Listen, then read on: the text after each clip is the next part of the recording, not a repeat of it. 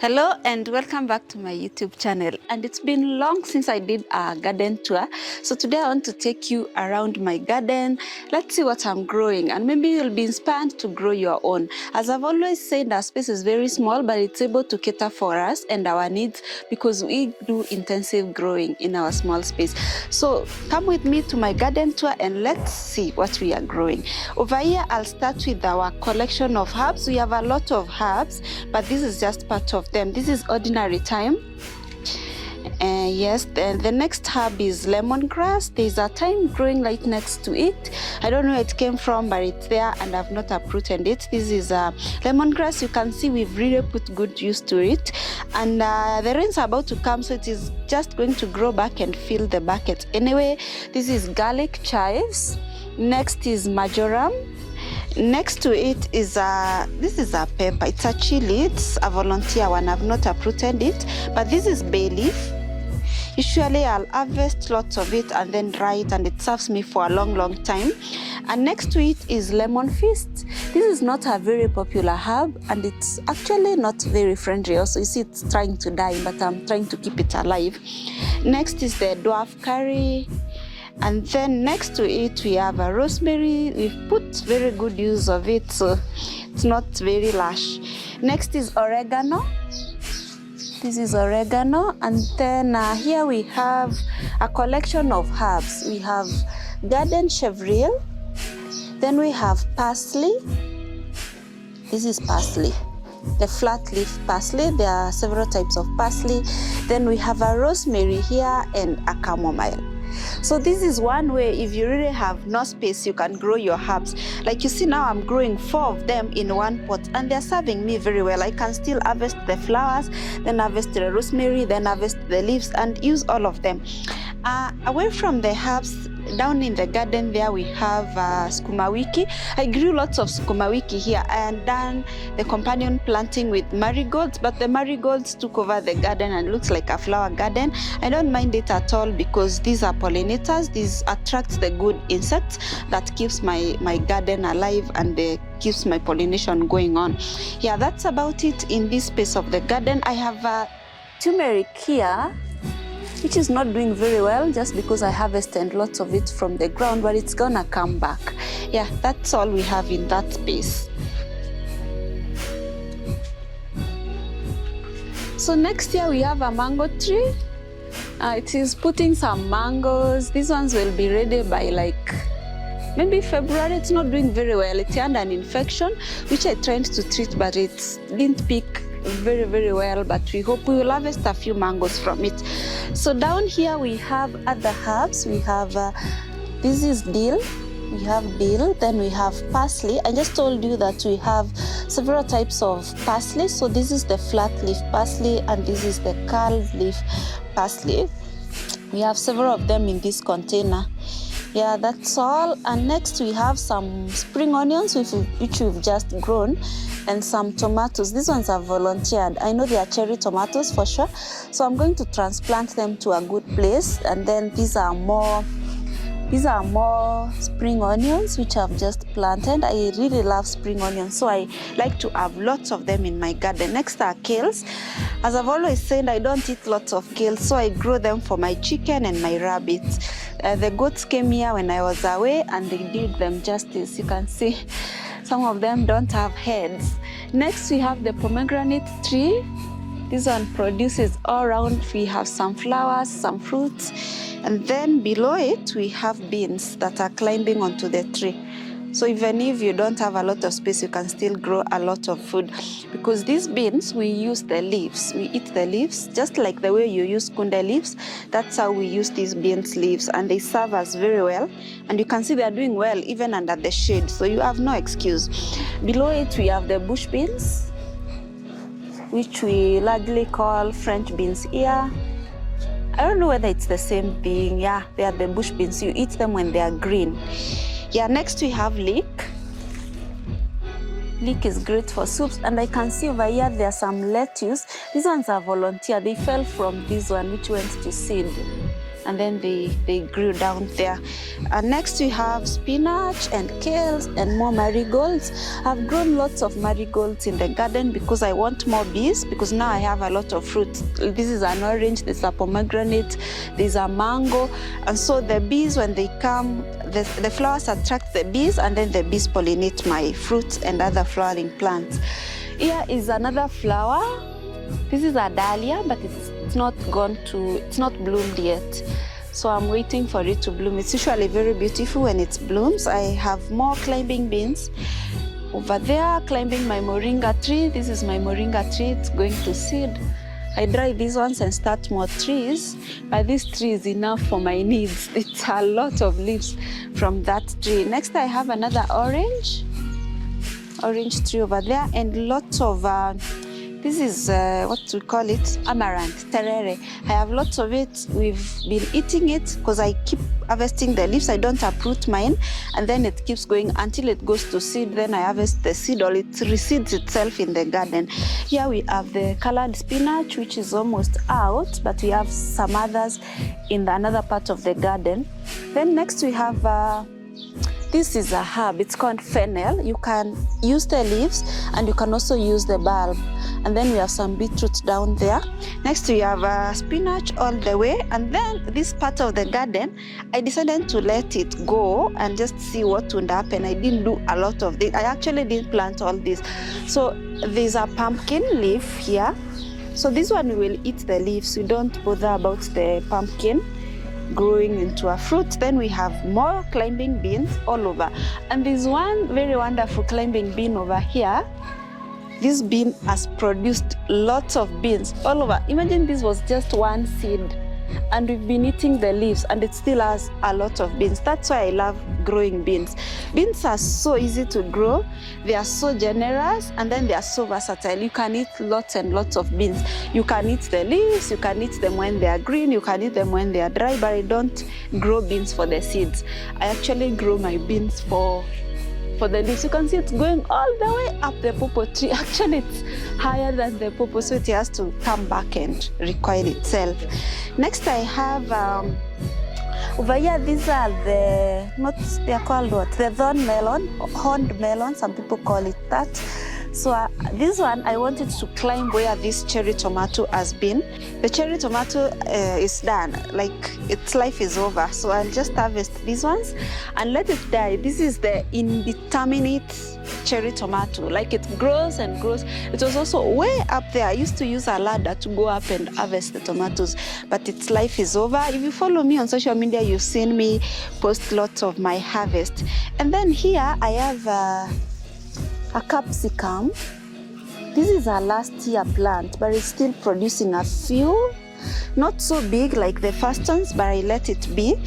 Then inside here, I used to have sunflowers, but I removed them. Now I have other plants. I have a popo tree because I want to replace these ones. They are very old, so I'm growing another popo tree just next to it, so that when I cut this one, then I'll have another popo tree.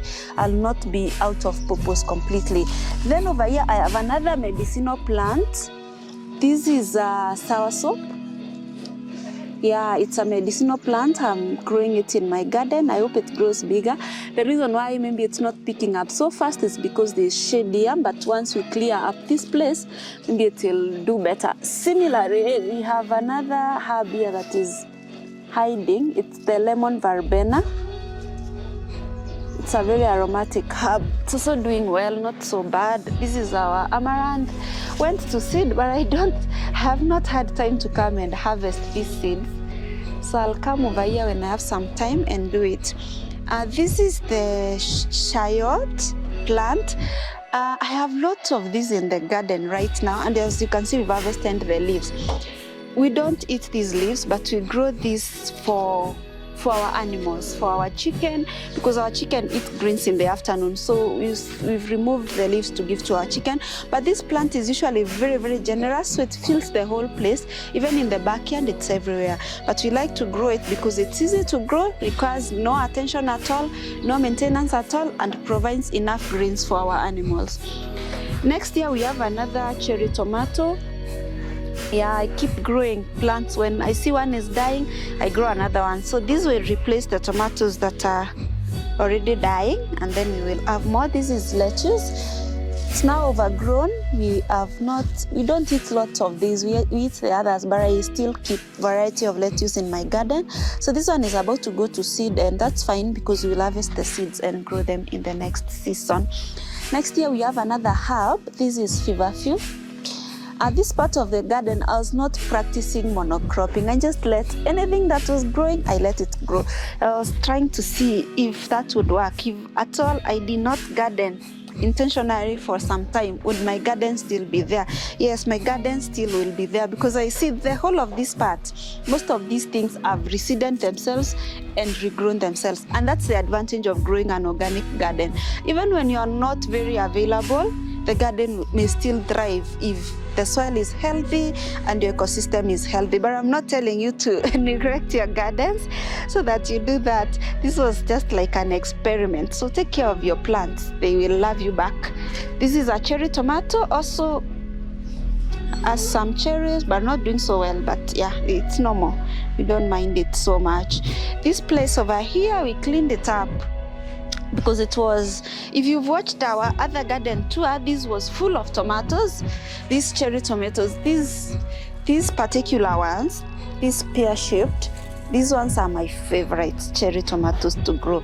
Zero maintenance. I really do not do anything to them, and even as you see, this one is dry, another one will just sprout. It will climb over here, it will fill this place.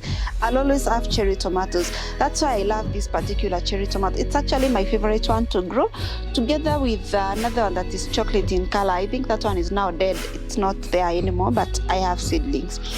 Over here we have more herbs. This is feverfew. This is a sweet potato. I also don't grow this one for sweet potatoes. I just keep it because it brings some color into the garden, but also when it's very dry over here, we cut the leaves and give them to our animals, our goats and the rest. Here we have lemon balm, a very good herb for my drinks. I use it in my juices and my water, flavors the water. Next we have another type of mint. This is tropical mint. Then we have chocolate mint. We have about 4 types of mint. There's tropical mint, there's chocolate mint, there's lemon balm, and we have another one, the spearmint. Yes. Then we have strawberries. You can see we have some fruits. Yeah, there are so many volunteers, but yeah. And I'm intergrowing it with some leeks to repel bugs. The onion family is very good at that. Here I have a banana. This banana has been here for many years and it keeps giving us bananas. This is a very big one. It fell here over the weekend and there was no one to attend to it. So one of my workers just came and covered it. So we will bring it to the house later when we have some time. Yeah, over here I'm growing some exotics. I got these seeds from South Africa. A friend of mine sent them to me. And this is the colored kale, the Swiss chard, I'm told. There's this red one. The yellow ones did not do very well, but I have these and this, and then there is the white ones. Here I have the purple beans, same. I got them from South Africa. They are supposed to be bush beans. I was supposed to harvest them earlier, but I want them to go to seed so that I don't keep buying. So yeah, over here all these are purple beans. Next here there is the yellow ones, the yellow beans. I also want to let them go to seed so that I don't keep buying seeds. I'll save these seeds. And I love going for seed fairs, so I'll share with my fellow organic farmers. It's always a joy of mine to do that. When I've grown something and it's produced seeds, I go out and share. Next, I have one of the plants I always longed to have, and it took too long to find these seeds. This is, some people call it the black kale, others call it the Tuscan kale, but I really wanted to have this plant. I finally have it. And I am keeping it. I want to see how far it can go. It's still very young, but I'll try give it the best care possible so that it can produce some seeds, which I can also share with my fellow farmers. I like to share seeds because when you are out of a seed and you shared with the farmer, you can always go back and ask them to share back. These are all volunteer pumpkins. What I'll do is, this place is about to rain, and if it rains when these pumpkins are here, this whole place will be overtaken. So I'll just harvest the leaves and blanch them and freeze them and let the pumpkins, I'll not let them remain alive over here when it's raining, because they'll fill all this place. All these are pumpkins, so many of them. And here they are carrots. They are still young. They are the rainbow carrots. I do have these and some other purple carrots somewhere else. So I'm also letting these ones stay in a bit. They are still a bit young. They are not ready to harvest, but I would love to wait for them to see whether they can go to seed, because I was told they are heirlooms, and you expect heirlooms to go to seed so that you can save seeds and plant them in the next season, so that you don't keep buying seeds. The next, this side, we have more herbs. I am a herb lover. This is more parsley. I really love growing herbs. The curry leaf parsley and the flat leaf parsley. There's so much of spring onions. This was a cherry tomato, died, which is fine. You have more seedlings. Actually, it has reseeded itself over here. So I'll transplant this, but they look like they have some infection. I'll take care of that. Yeah, all that is spring onion. Then I have another pawpaw. This place grew another pawpaw way like 3 years back, and that pawpaw produced a lot of pawpaw. So when I saw this seed germinate over here, I just decided to let it go, and it's thriving. That doesn't seem to have any problems, so I'll let it go. Next year I have kales. These kales have been infected by a fungus.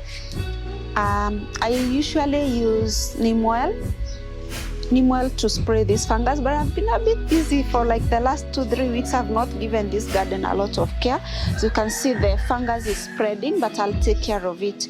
I'll just remove all the infected plants, then spray with neem oil, and then come later spray with the hydrogen peroxide. Then the fungus will be gone. It will be taken care of. There I have more herbs. I love herbs. I have so many of them. So this is the name is lavender. Yeah, this is lavender, and that's sage. Actually, the combination of the two tends to repel mosquitoes. So I love to have them next to my windows so that mosquitoes don't come. There are not so many mosquitoes in the house. Then that's terere. Terere is everywhere in this garden, always volunteering, but it's great food, so we love to eat it. More chilies. I'm not a great eater of chilies, but my chicken, these are very good for chicken because they are medicinal and they keep the gut of the chicken very healthy. Then more spring onions, more kales, and more purple beans. Across here, we have some more lettuce. This is radish. This one was given by my mom, and she told me that it goes to seed. So I'm waiting for it to go to seed so that I can spread it. I've been having the other one where I keep buying seeds, and I want to be self-sufficient. You know, I always preach sustainability, so I want to stop buying seeds. And so I'm trying to keep as many seeds as I can. I'm trying to save so many of them. This is kunde, the climbing kunde. Kunde is what in English? I don't know. But yeah, it produces, these leaves are what we eat. So I save seeds and keep growing it. Next I have, it's a millet. I did not grow this one. I know it came from my chicken feeds because I use chicken manure in the garden. So a volunteer, I saw it and I said, after all, I'm not growing so much in that part. Let it grow. It doesn't hurt. So I can donate the seeds to someone who has space to grow enough millet. Next year I have these huge beans. I don't know what they are called. I know in Kikuyu, but I realized this is an international platform. Yeah, so they are very cute. I also grow them. Right now they are just drying up. The season is over, so these are seeds. I'll save them. I just got one seed gifted to me by another farmer, and I've been saving lots and lots of these seeds. I really love them. Yeah, so there's so much of them. So yeah, all these are seeds.